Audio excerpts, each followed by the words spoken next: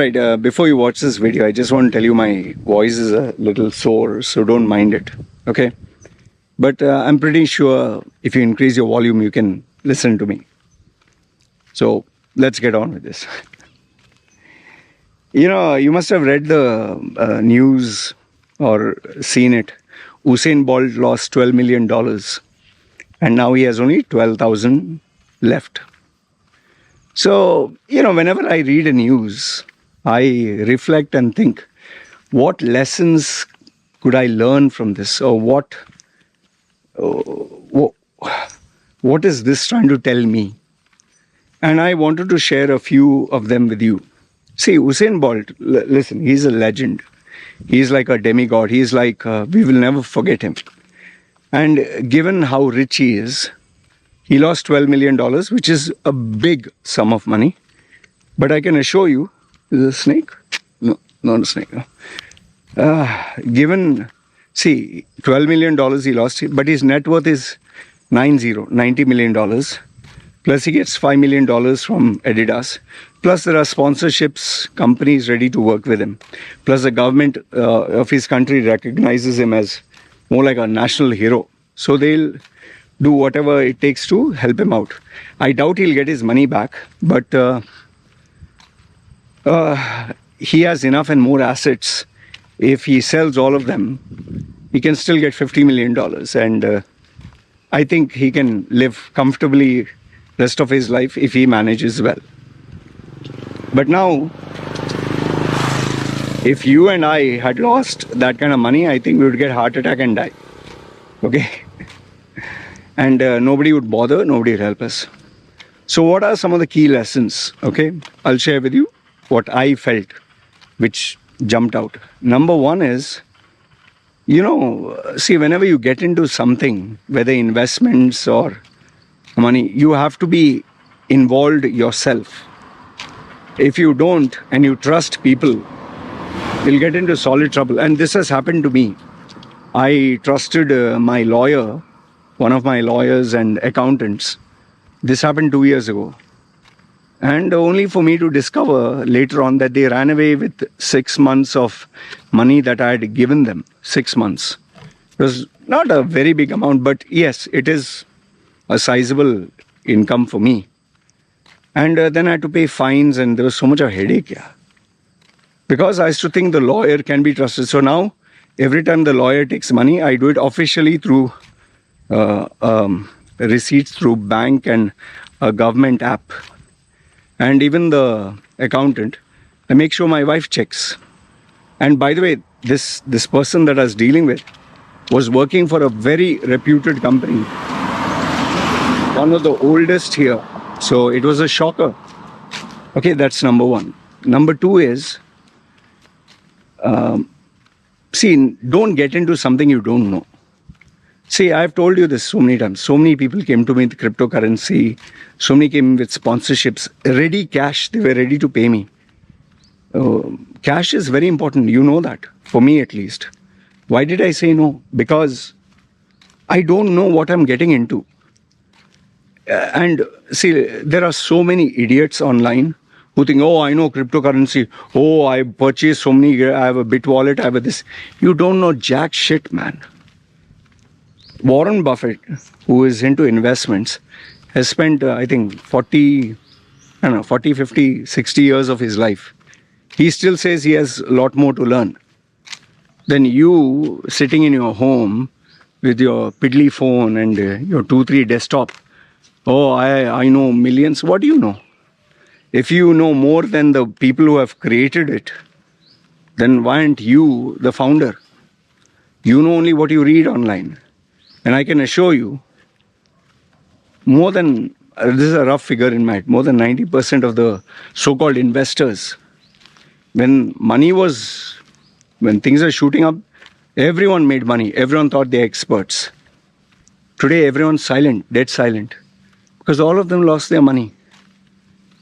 That's why I didn't want to get in. And there are so many people now who are facing criminal charges, legal charges for promoting and talking and asking other people to jump in.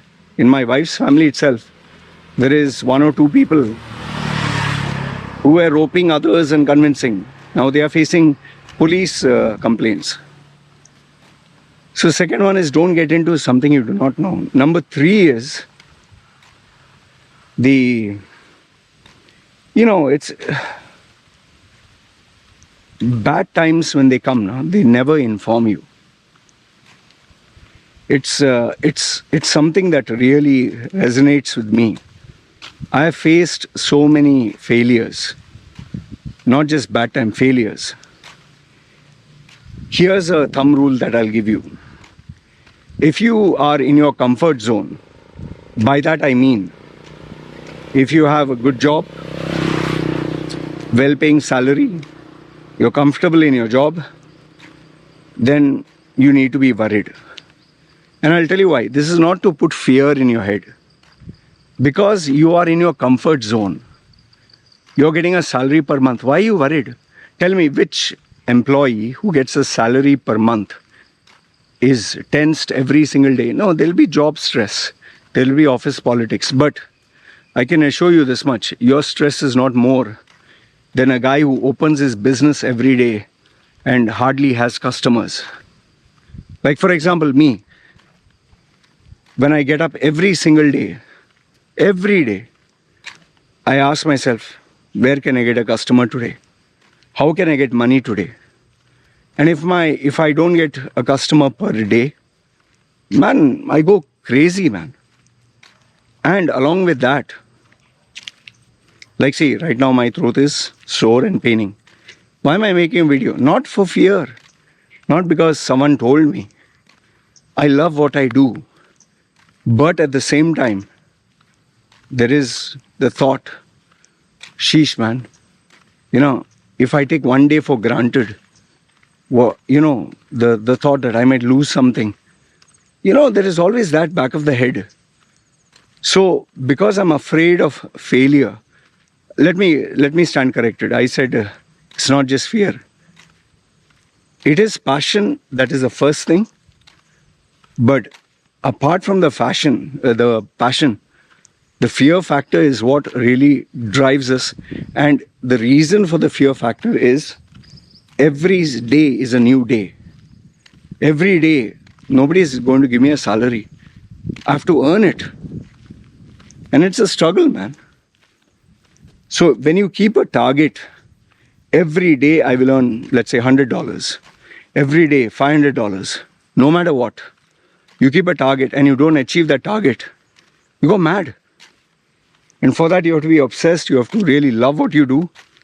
But an employee, tell me, let's be honest.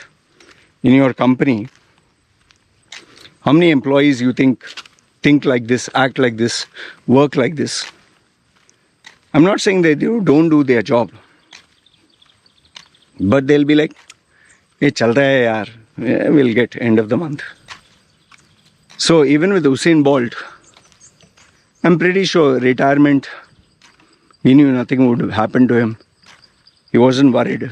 Oh, obviously, if I had that kind of money, I also wouldn't be bothered, right? So, when bad things will happen, they'll just come all together. And that is why you should never ever be comfortable. Never ever take things for granted. I wake up every single day thinking, oh, shit, man, now what? Today what? Luckily, my wife doesn't have to worry. My wife doesn't have to worry. The only worry she has is if I die. Then it's game over for her. And last but not the least, the one final thing which resonated with me was, just think how hard, how difficult it must have been to make that money, and how easy it is to lose it all. That is why, you should never take things for granted, people for granted, blessings for granted, even your health for granted, even your family for granted. You just don't know when something will happen. Like, I think the best example I can give you is my wife's dad. When we were supposed to go and meet him after just hardly 2 weeks, he died. Suddenly. Just died. We always thought he would live for 20, 30 more years. And now after that happened, make it a point to tell my wife, every day, talk to your mom. Every day. Although it's not possible, but every day she talks to her mom. Every time she tells her mom how much she means to her. I'll tell you, there's not a single day that my wife regrets that she never told her dad the things that were in her heart. So, live every day as if it was your last and never take whatever you have for granted. We might think we have forever, One fine day, just like this 12 million will vanish. One fine day, everything will just vanish from your life. So make today count.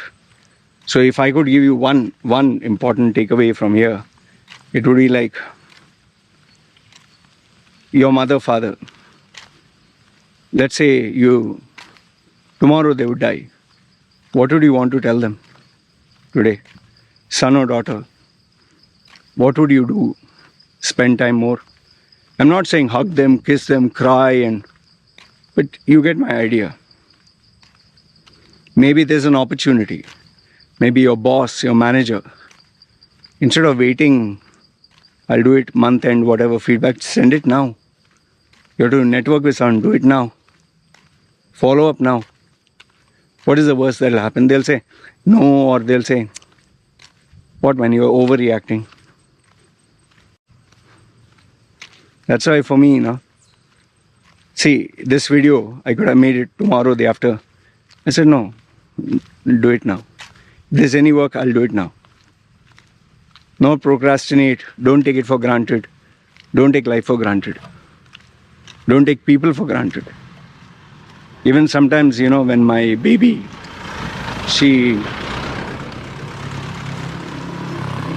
my baby wants to tell me something. I can tell her I am busy and all that. Obviously I don't stop everything, but sometimes I tell me fast, so I have to go back to work, And I tell my wife, spend maximum time with the baby, because you don't know, I don't know when it'll be a last. That Thailand, what happened, that man who killed all the small kindergarten children. One of the mothers who that man had killed, small baby, 3-year-old, he killed all 3-year-old, 4-year-old children, stabbed them and shot them to death. What that mother cried and said is, my daughter wanted to talk to me and show me something. I just shouted at her and told her I'm busy because I have to drop her and go to school. And I shouted at her and my daughter was sad. Then she got the call about the killing rampage and she ran. And she said, now my daughter is dead. I'll never get that chance again. And she was beating her chest and crying and saying that. So for me, that was a very powerful moment. That's why I tell my wife, just be there, and whenever I can come, I'll come in. In fact, this might sound funny, but my baby wanted to go to 7-Eleven, and she was very sad that her mom didn't take her. I said, okay, come, we'll go. And I took her there, and she didn't buy anything. She just was happy to run around, take something, and if I tell her no, she keeps it back. And then he came back. And then she was happy at home.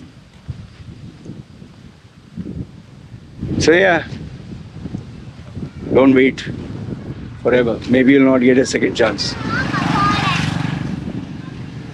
Anyway, these are some of the lessons. Maybe you'll find them silly, but for me, when I listen to what happened to Usain Bolt, these were the things, and I sincerely hope he gets his money back, but I know it's not going to happen because he's a good guy. You really feel sad when someone loses something, especially they worked hard for it. He worked very hard and he deserves his every penny. Anyway, he's a rich guy. He's worth 90 million. I'm pretty sure, even though he will always remember and he'll hurt him because that was his retirement fund, he'll make money. It's people like you and me who have to be worried. Anyway, this is what I wanted to share. Good, bad, ugly. Feel free. Comment down below. And yeah, let me know. My voice, are you able to follow what I'm saying? It still pains a lot here. Okay, you guys take care. Chal.